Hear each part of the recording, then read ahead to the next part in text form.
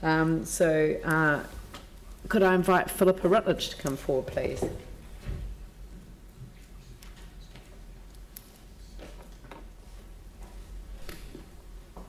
Good afternoon, everybody. Thank you for your time this afternoon. I've not made a submission before on the long-term plan, so this is the first time one for me. And listening to the previous speakers, it's a sobering experience. I've just given you some examples of our gutters, but I do know, obviously, that there are people, Bradshaw Terrace, obviously, is a lot worse than ours.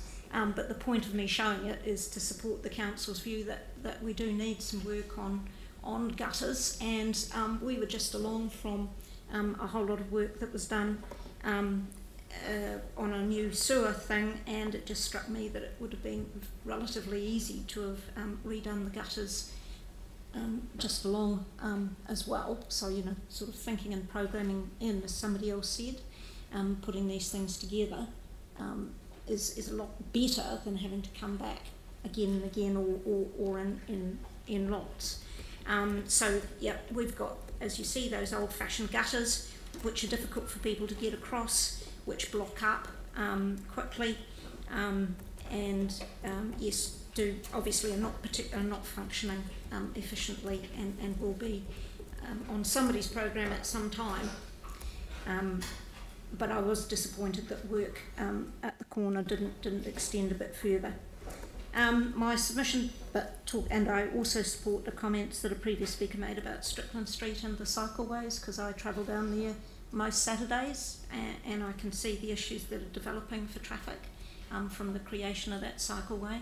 And I do feel for the people who live in those townhouses down there who don't have off-street parking. Obviously the people that will be going to visit them, and if they need Nurse Maud or any people like that, there doesn't seem to have been much thought about that. I was motivated by my concern about the heritage, so I know that the cathedral is a divisive issue.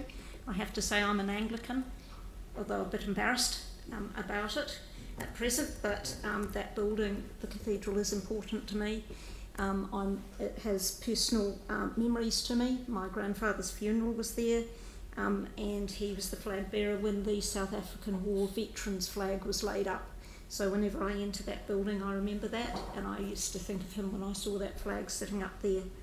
So I'm one of the people to whom buildings are important, and I just want to support the council's role in that. And I was absolutely delighted that the council made the decision that it did. Transport issues, I speak from experience as a pedestrian. I walk to work most days, but if it's wet, I will bus or catch or take my car. It's a plea for thinking about with the car parking for the elderly. I've had to ferry elderly folk around to the hospital. They cannot walk long distances, and some of them, their memory is a little bit less than it used to be, and so you can't necessarily drop them off safely and go and find a park and come back and expect to find them where you left them. And of course I know that the staff around the hospital have real problems with car parking.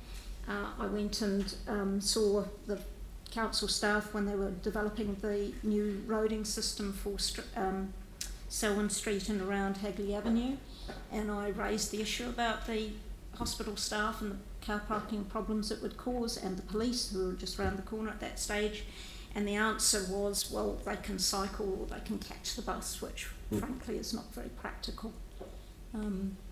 You know, the hospital is in the centre of the city for better or worse, and so you've got to provide for the elderly who are going to be visiting their friends in hospital, and you've got to provide for the nursing staff who will be starting shifts before or after public transport, and you can't expect them to cycle. That's it. Thank you. Got time for a quick question? If someone, do you want to repeat your question? I mean, I guess the idea that the community board have an allocation decision over repairs that don't fit into the major program of works.